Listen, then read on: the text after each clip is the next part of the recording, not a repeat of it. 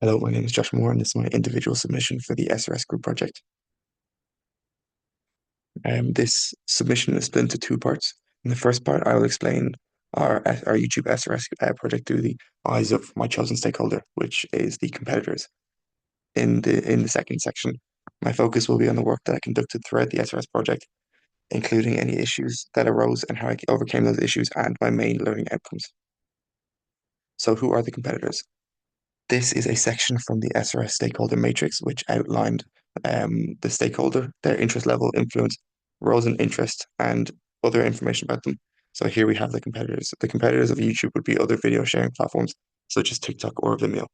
These platforms are interested in how YouTube is structured, how it performs, as well as its features, so that they can have a better understanding of their own competitive positioning in the video sharing market. I was asked to choose two SRS models uh, that are relevant to the competitive stakeholders. So, and I believe that the use case model and the domain model are the most relevant to competitors as they are trying to improve their own systems based on the vulnerabilities and incompetencies of YouTube. So here we have the use case model. The use case model is essential for competitors to gain an understanding of YouTube's primary interactions with users. Competitors can assess each of these operations in comparison to their own and see where changes may need to be made.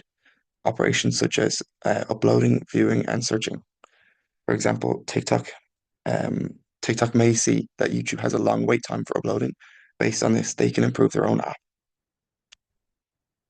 The second model that is relevant to competitors is the domain model. So this is used. This model focuses on the entities of YouTube and their relationships. For competitors, it is essential to know how YouTube manages its content and users. Competitors such as TikTok, sorry, may look for ways to encourage greater interaction between users and channels. This domain model sheds a light on how YouTube organizes content and user interactions. And here you can see it's just a snip of the domain model with an emphasis on the competitor entities and their connections to other entities. So here we have the competitor connected to YouTube and connected to admin and all their attributes. So, for example, competitors will identify the admin, um, such as uh, YouTube will identify YouTube channels, or TikTok, sorry, will identify YouTube channels and analyze them, as well as TikTok will compete with YouTube. Relevant requirements for competitors. So these include performance requirements. Competitors will analyze how fast and reliable YouTube systems and interactions are when many people use the app at the same time. For example, YouTube can handle millions of users, so competitors like TikTok might want to match or beat it to boost themselves. Another one is security and privacy. Competitors need to understand how YouTube handles its privacy and security laws, such as GDPR and data collection services.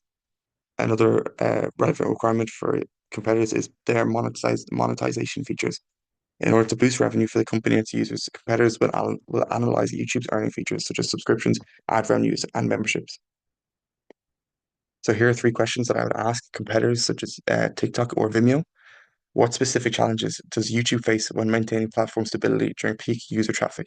And how can similar platforms like yourself prevent or mitigate such issues? Now, this question is important because it helps competitors to find weaknesses in YouTube's infrastructure and help them improve their own capabilities at times of higher traffic.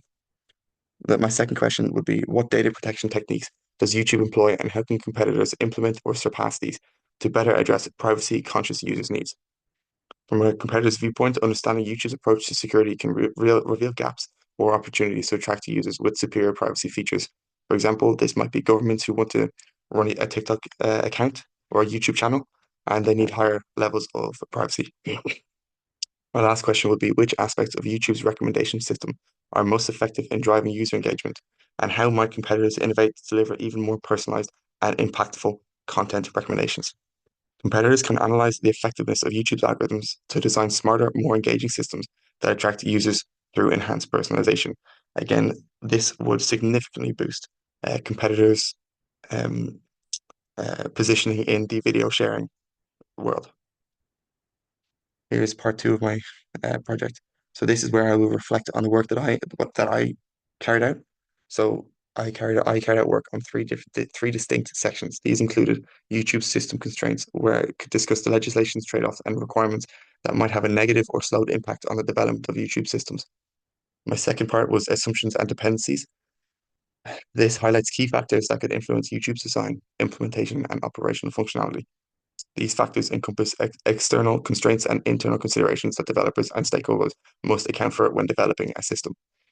The domain model, which was my last part, focuses on the elements of the domain that the system has to process or interact with.